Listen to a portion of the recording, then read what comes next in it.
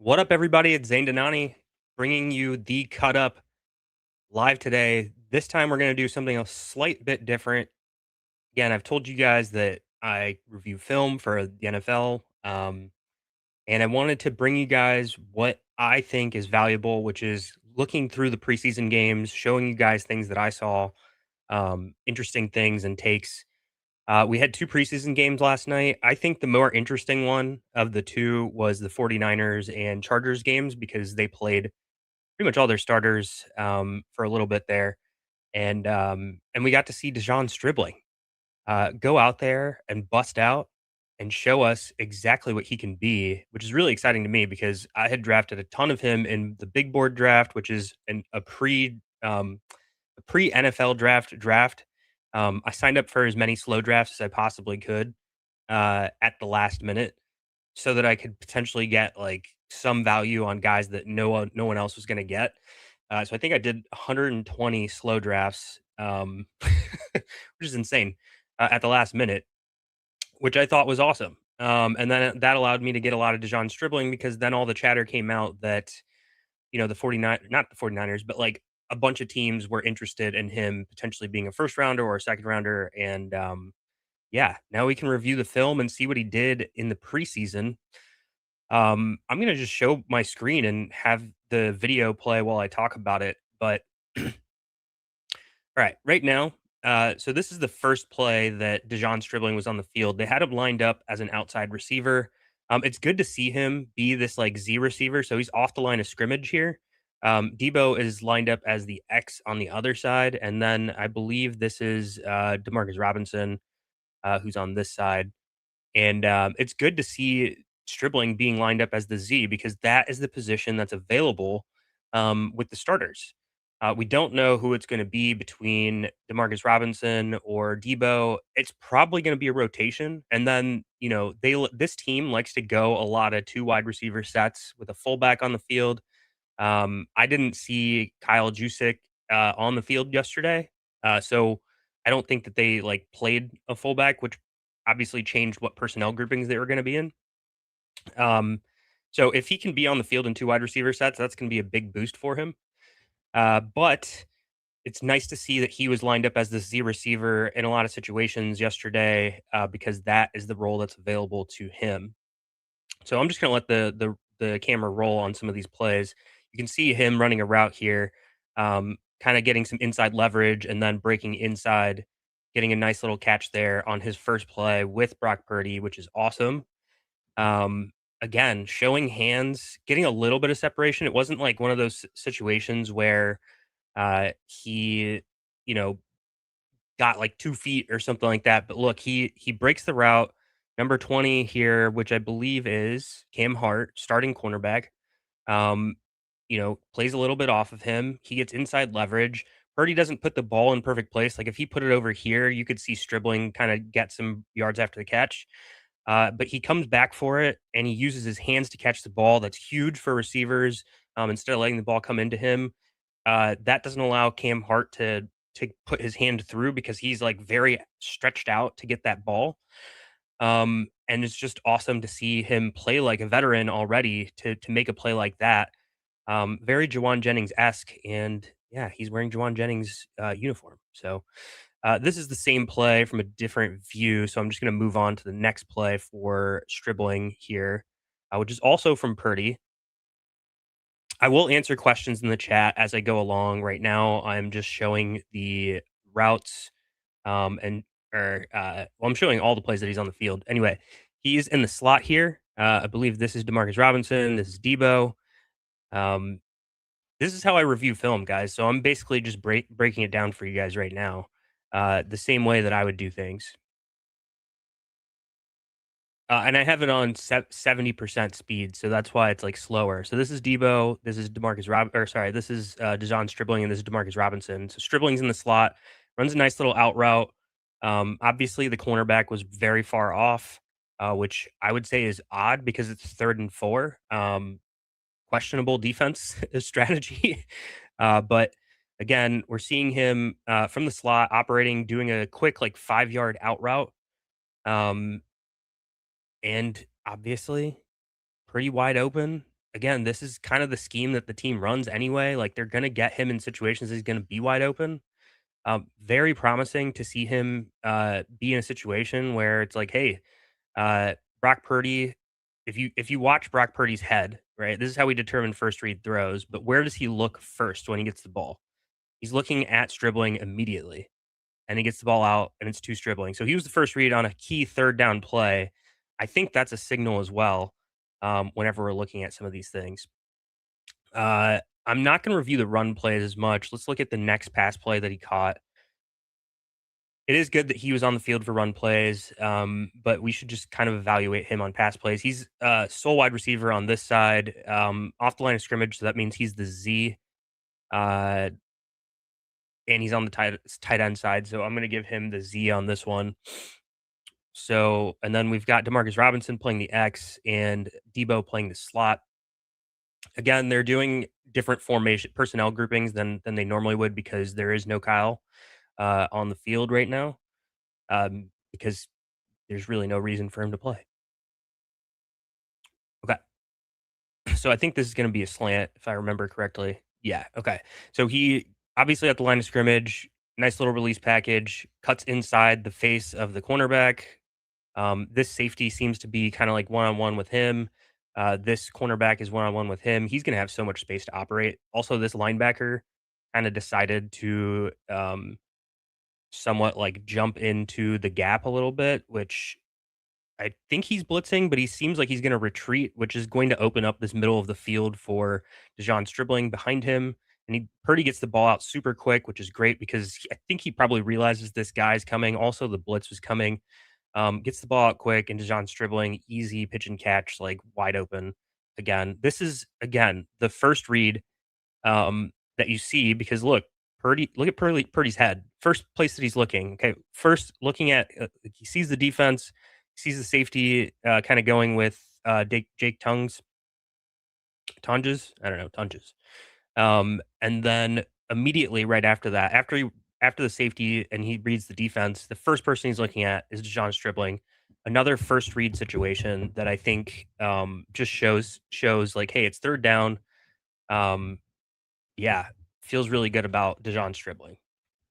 I think these are all really positive signs. It's also positive signs that he's getting open on all of these situations. So I like to see all of that. There's another really good play that I think we should see. This was with Mac Jones, but we should definitely pay attention to it because this is probably the best play of the night from Dejon Stribling, even though we just saw a couple of really good plays. I think this is the play that I would want to put on a highlight tape for him to start. So Dejon Stribling, playing outside receiver, he's the X. He's on the line of scrimmage.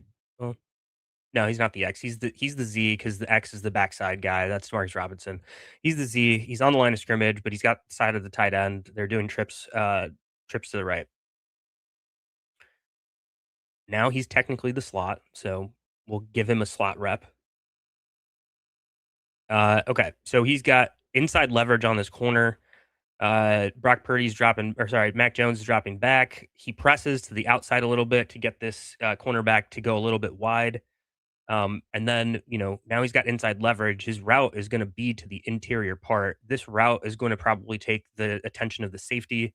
And then you got Dejon Stribling kind of playing behind it. Again, good play design. Like that's just what this team does is they do things that make a lot of sense to put the defense in situations where you have, okay, if this safety goes here, then you've got Tunges underneath.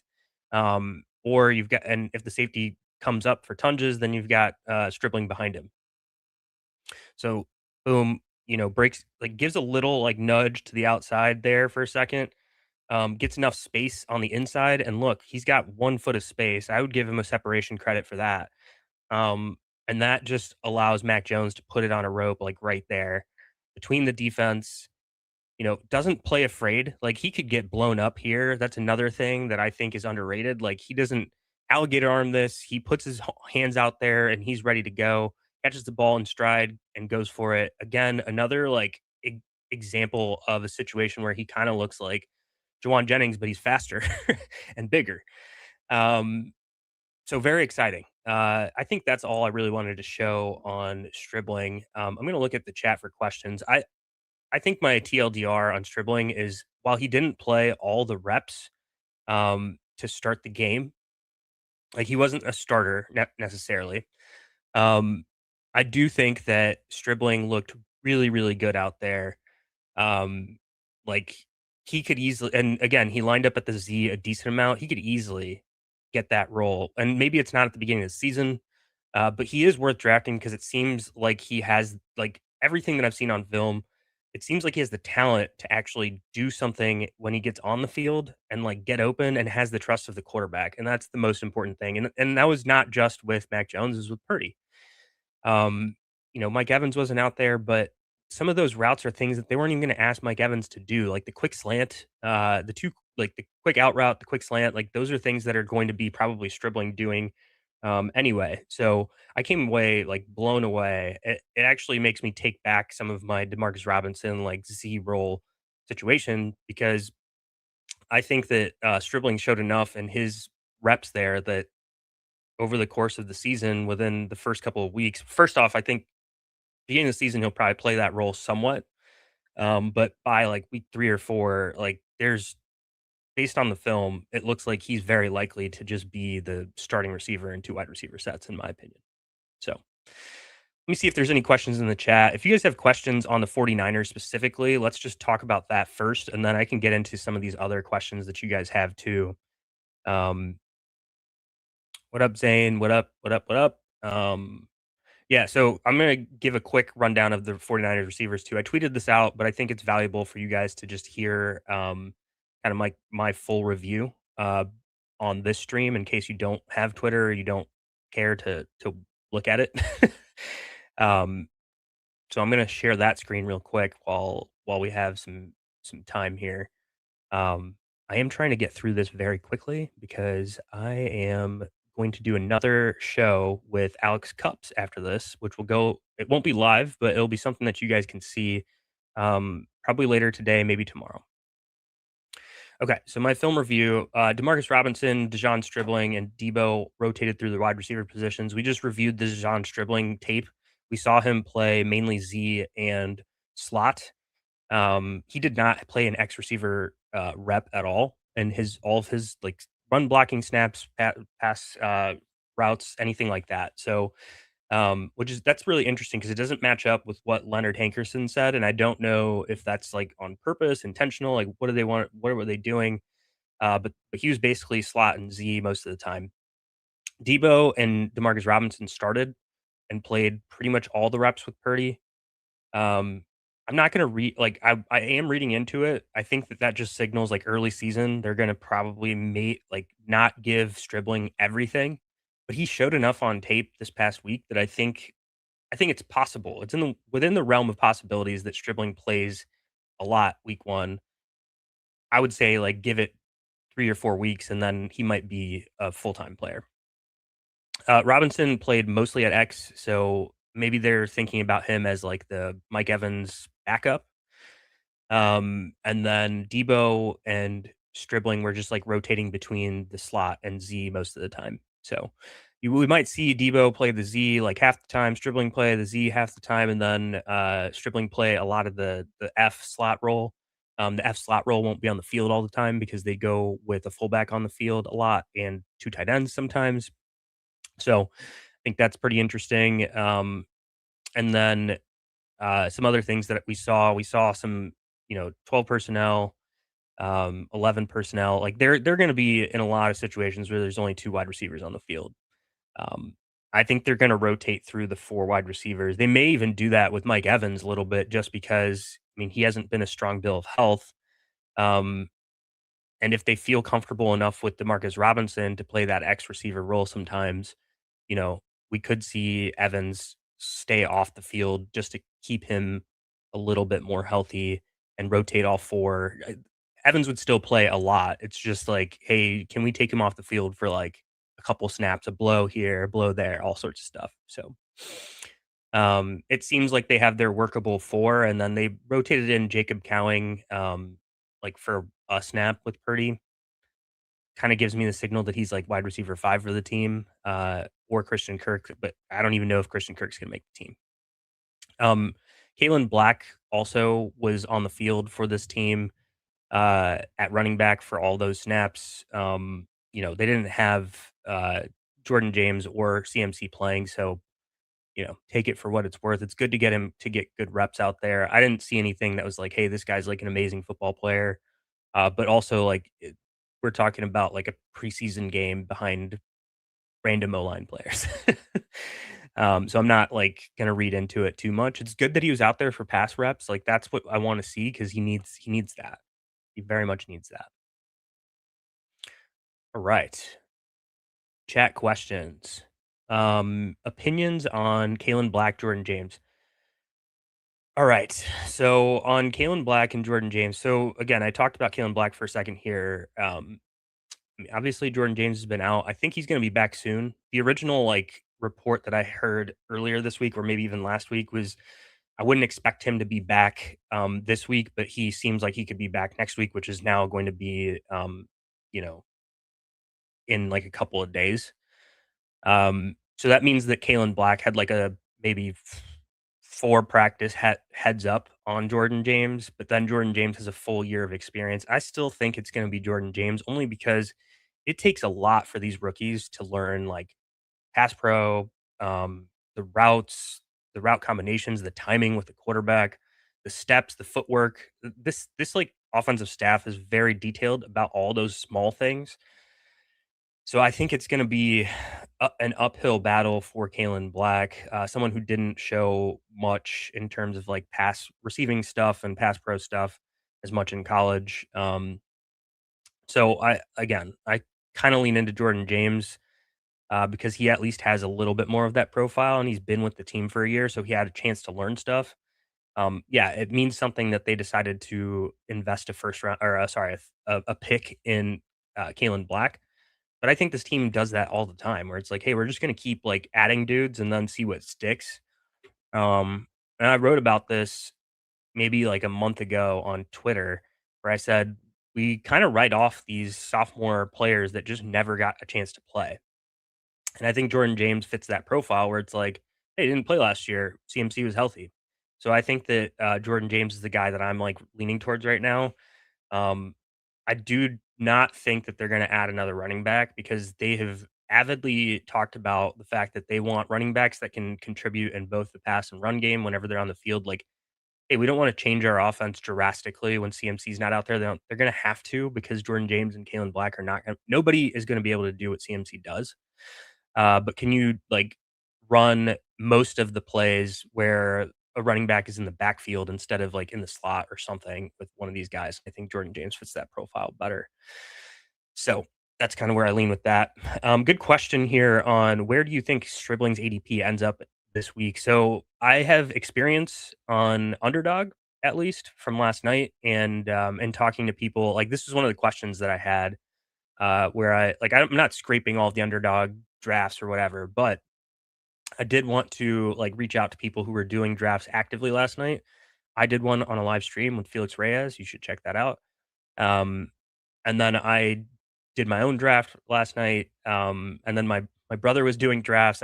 So I was just like asking questions like, where is he going? He started going in the 70s and 80s, which is a little nuts to me, like a little nuts because you're talking about guys that are like pretty much guaranteed playing time. Like he shouldn't be going where Josh Downs and Jaden Reed go. That's way too early. Those are good players that are going to play a lot in like good situations for them. And it's very possible that Stribling is maybe had some good games and we're just like not certain about what's happening. It's also Mike Evans isn't out there, Kittle and CMC aren't out there. So like, is he really going to be the first read on all those plays? I think it's good that we saw him be the first read because we want to see that trust develop. Now I'm building the other side of the story, but you know, option 4 in the offense, let's just say it's option 4.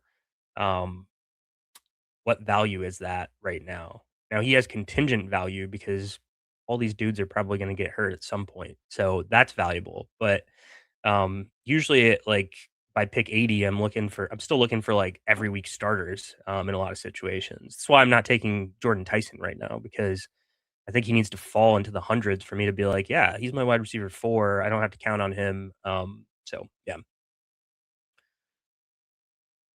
In redraft, this is a good question. I'm going to answer some of these now because I did the film review on the 49ers.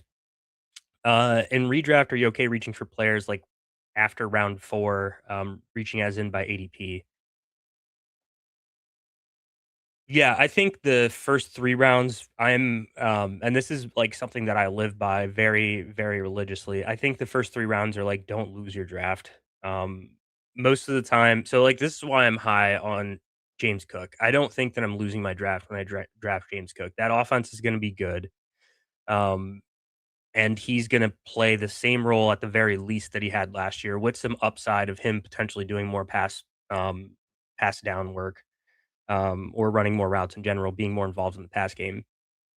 So, so that's why I like taking a guy like that, where I'm like, I don't have to worry about the offense. Like, this guy's going to score points for me. If it's 18 per week, that's great. If it's 20 per week, or if it's 22 per week, that's great too. Like, but I'm certain I'm getting RB1 production and drafting this guy. Round two, I feel similarly. Like, there's risks that you take, and the upside is like maybe a point or two per week versus like the downside of what it like for Hampton, the downside is like if this guy isn't getting all the work every single week, now I'm in a really struggling spot. And that's the reason why in redraft I think he's a risk. In best ball, if you're building a portfolio, it doesn't matter because I would probably take less of him in my portfolio, but he can easily spike and he could have this incredible role, which can generate a ton of fantasy points. But the differential between him and some of the other guys isn't going to be that wide anyway. So, and then getting to round three, Uh, this is maybe a personal take because I think you could argue that that strategy should only exist in like the first 2 rounds. Um, but in round 3, there's just such a good cluster of receivers that I want one of those receivers pretty much all the time. And if a second one drops out of that cluster, so this is the cluster that I'm talking about. It's like Jalen Waddle, Garrett Wilson, Devonta Smith, Zay Flowers, Lad, Tedero McMillan, Luther Burden. If I can get 2 of those receivers, I'm very excited because I think there's a very high probability one of those guys did I say Garrett Wilson?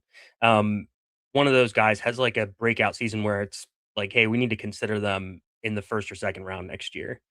Uh, these are really good football players in situations that can all lead to breakouts, and I'm very excited about that cluster.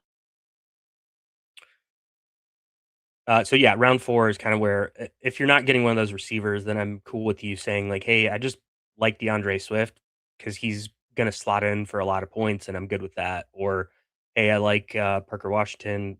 Sure, why not? I think after that tier of receivers, you could pretty much make an argument for a lot of players, but there's a tier underneath it where it's like Scadaboo, Josh Jacobs, uh, Travis Etienne, DeAndre Swift. I would put Parker Washington in there, um, Colston Loveland, etcetera, and I would just kinda stick to that. And then I think of players in clusters, and it's like, okay, now you get into round 5, the back half of round 5 is kinda ugly, so if you want to rotate that through, that's fine with me too. Any concern for CMC injury? No, I'm not worried about it. I think he's gonna be back next week, based off of what I was reading. I don't have like after the show, maybe I'll put it in like the chat or the comments or something like that. But I had some reading that I did where I think he's totally fine. 70s and 80s is wild for Strib. Luckily, we saw the Ascension coming and packed as much packs cheaper. Yeah, I agree. Um, and I think the story with Stribling when he was going in the 120s, 130s, 140s. Hell, I was looking at drafts that I had yesterday where it's like I got him in round 18 when all these drafts opened.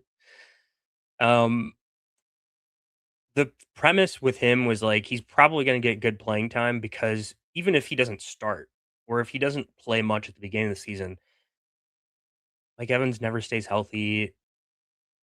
CMC, Kittle, like the dudes who would be options above him just don't stay healthy. And then Pearsall got injured. Pearsall was one of those. Pearsall got injured for the season. There wasn't like a clear depth chart after Pearsall anyway. So it's like, hey, he's going to probably slot in at some point. And we've seen receivers just bust out within this offense that are just random. We saw Kendrick Bourne last year. Demarcus Robinson had a spike week. So it's like, let's just invest in the offense. It actually doesn't even take much in this offense because they do such a good job with play design to where guys are just open and creating one-on-one matchups and favorable situations for dudes. We saw it on some of the film. Go back if you didn't watch it, if you weren't on here earlier, go back and watch the film that I showed. It was maybe like 10, 15 minutes long. There's so many situations where Stribling's just one-on-one getting open, and that's actually easy to do as a receiver, is to get open in one-on-one situations because, it's so favorable to receivers. That's why, like, when I read these training camp reports and they're talking about one-on-one drills and receivers are crushing, I'm usually, like, throwing that in the garbage, but if a team is, like, creating situations like that, it's so favorable to receivers. I mean, yeah, he's gonna score points in games that he's playing a lot because that's how the offense works. Play action gets the linebackers to move up. You saw it on a play there, which creates space behind the linebackers. And if you're doing an in-breaker right behind them and in front of the safeties, you're pretty much open. And then it comes down to your ability to catch the ball and then yards after the catch. And those are the two things that Stribling is really good at. So pretty pumped about him. I think a fair price for him is probably still in the hundreds. Um, but we're not gonna get that price. And if you do, then take it. I was in a slow draft where yesterday was super busy for me. I was in a slow draft and Stribling was available at 121 and I was like, yeah, he's going in the 80s right now. I'm just gonna take him. So uh I think I had like 15 minutes left on my clock. And I just got lucky that it was right after a stream and the preseason game happened and I just ended up taking him. Any more questions in the chat? I think I'm not gonna review the tape for the Chargers, but I will go over or the Chargers, but I will just go over my thoughts on the Chargers real quick too. I did a tweet about this, but I think it's valuable for people who aren't gonna check Twitter a ton to see. So I'll just share that screen and get through that as well.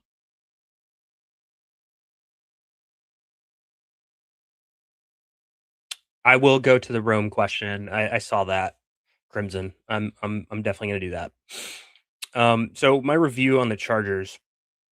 Those 3 snaps with Herbert, Vlad rotated through all the receiver positions. I think that's awesome because that just means that they're looking forward to him being, like, basically Tyreek Hill.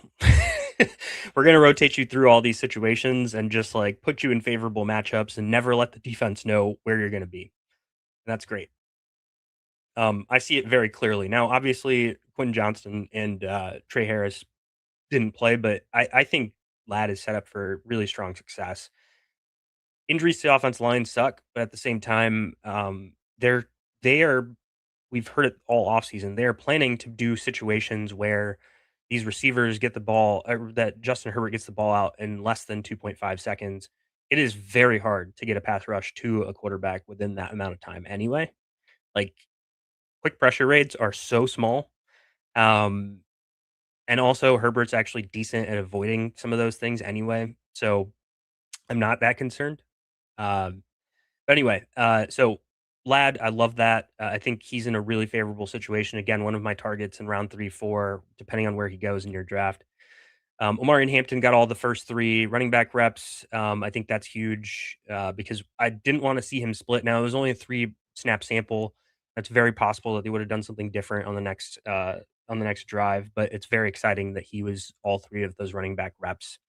Clearly, Keaton Mitchell came in right after that. He came out in the early second and then Vidal came in right after him, but they didn't keep Vidal in there for too long. He came in like early second, left at the end of the second. So I think it's possible that Vidal still has like a very small role, and I don't think it's like guaranteed that we know what happens when Omar and Hampton gets injured. I still think that Vidal will play like a role in that offense if Hampton gets injured. I think he's Vidal's still a target for me in the last round of drafts, right now because I think he could play that, like, bigger role.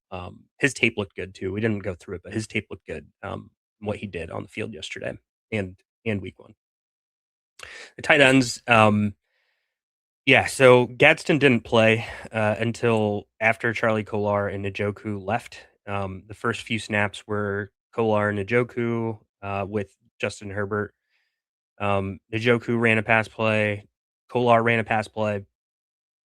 I'm not really taking stabs on this because I think that it will be some sort of rotation. We still don't know, like, game script wise, like if they were down by 2 touchdowns, like what would they do? Would they throw in Oronde Gadsden? I think it's possible. Because now you're not looking at like personnel groupings and trying to trick the defense. The defense knows what you're doing. You're passing the ball. So, like, is it clear that you'd put Oronde Gadsden out there in those situations? Kind of like how they did with Darren Waller, with Miami, and Mike Gesicki with Miami as well. So I don't think that Gadsden is like fully dead on teams. I think that there's situations where he could like have a spike week, but that's why I'm like not sure if I would take him in round 18, because I like there's not enough information for us to know if that would happen for him. I do think he's clearly the tight end 3 though. Yeah, QJ and Trey Harrison play, but Brendan Thompson was the wide receiver 4. He played with Ladd on all first 3 snaps as well. So he's clearly the wide receiver 4 right now. I don't know if he has a chance at wide receiver 3 over Trey Harris, or he could slot in there at wide receiver 2 eventually if he's like incredible. I doubt it. Um, but it's good to hear that this rookie is like getting these reps with Justin Herbert, and then he's out there, and you know that Mike McDaniel loves speed. So I'd say he's like a deep dynasty stash at the moment.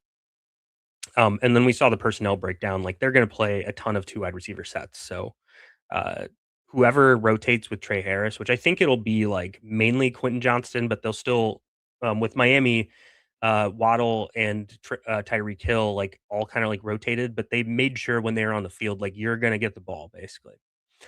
So I felt pretty good about that as well. All right. Um, that is my Chargers review. Will KLS make the team? It's a good question. I don't think so. I think they'll probably stick with Darius Davis as their 5th wide receiver because he is more of a special teams contribution. He's done return stuff, all sorts of stuff like that. So I think that KLS is going to probably fall out of favor here, and potentially be, you know, available for another team to pick up, uh, or just not necessarily land, like, or just end up on the practice squad depending on what the situation is. It seems like he and Darius Davis both kind of came in around the same time, and then um, Darius Davis stayed in a little bit longer, but it wasn't like meaningfully much longer. So, and then we know Darius Davis has like a special teams role, so that wide receiver 5 really does have to have some sort of special teams like contribution. So I think that he's got that situation kind of like locked in right now. Rome question from above. I'm going to answer that one too. All right. So, question for whenever. I'm the guy that keeps asking you about Rome, and I feel like past week has been really positive for him. Curious my thoughts. I covered this in a stream yesterday with Felix Reyes. Um, so obviously, I didn't expect you to see that, but I think he's going to pay off at his ADP, and that's like I don't think he's going to have a big boom. Like I wouldn't consider him a guy that's like, all right, like we're going to be drafting him at the 1-2 turn or even the 2-3 turn next year.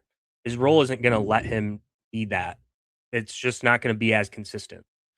Um, Now, if some injuries happen, maybe they have to work him into more short and intermediate stuff more often. Uh, like if Burden stays out for a long time, then I could see something like that happening. But then you would project Burden to be there next year. Doesn't matter for redraft anyway. But I'm just kind of like pontificating about what's going on.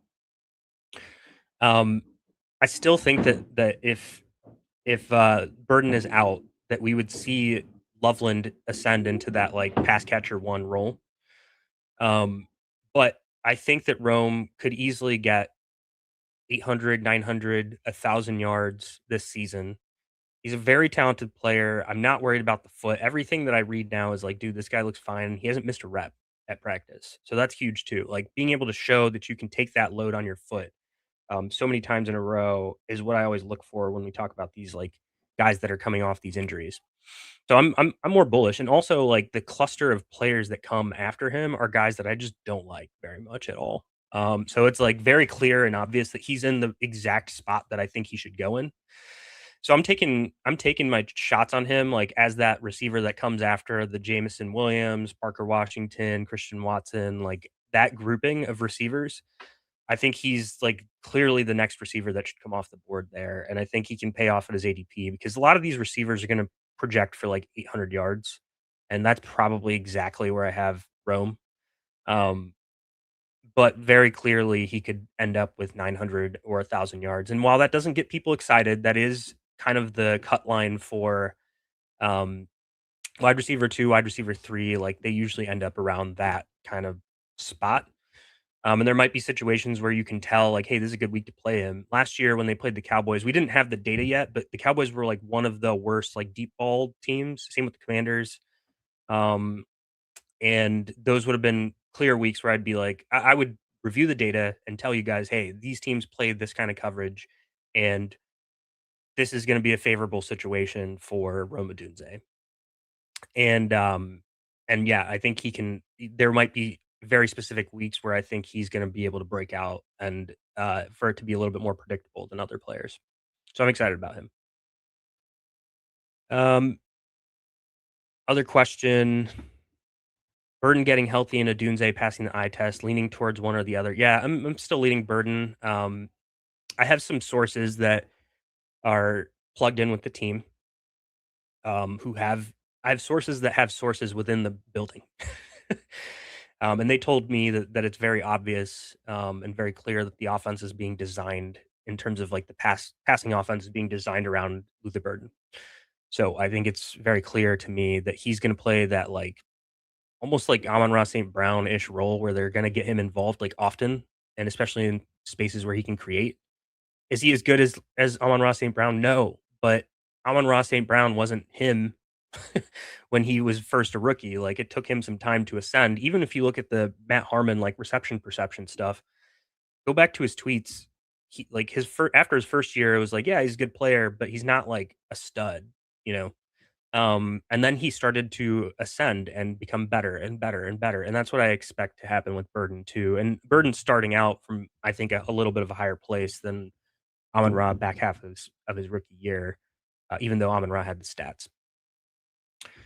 I'm always curious. The film guys are higher on Rome than Burden, but analytics people seem to be higher on. So I think that Rome is a really good player. Like in a lot of situations, I think he would be a clear like target for me.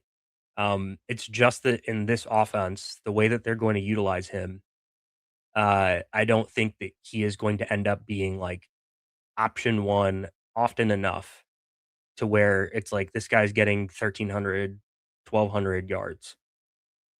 Could he do that on a different team? I think he could. I definitely think he could. If he was in, trying to think, let's say he was on the Rams or something, and he had Devontae Adams' role. Yeah, I think that he could definitely do it there. So it's just situation based. That I think Loveland and Burden are going to be in more favorable situations than Rome and the quarterback fit. I think that Caleb will take a step forward when it comes to like accuracy and ball placement because everything that I've read is that he is doing better in that regard. But his accuracy wanes as you get further and further down the field, as most quarterbacks do. But his drop off is more precipitous than a lot of others, and so that's where I get worried about uh, Rome and his fit with Caleb at this moment in time. So um, again, I think it's just going to be more volatile because of where he operates on the field compared to the other guys. I think he's a really good football player. So is there opportunity? If a guy gets hurt, is there more opportunity? Yes. That's why I think he's probably at exactly where I would draft him right now. Exactly where I would draft him. All right, guys, that's all I've got time for. I got to do another stream here in a minute with Alex Cups. You can watch that on Fantasy Football is Life. Follow me on X, subscribe, share this show with other friends. I'm going to be doing more like film review and stuff too as the news starts to die down and we just keep hearing the same drum beats. So good to talk to you guys. If you guys have questions, you can always DM me, chat me up. All right, take care.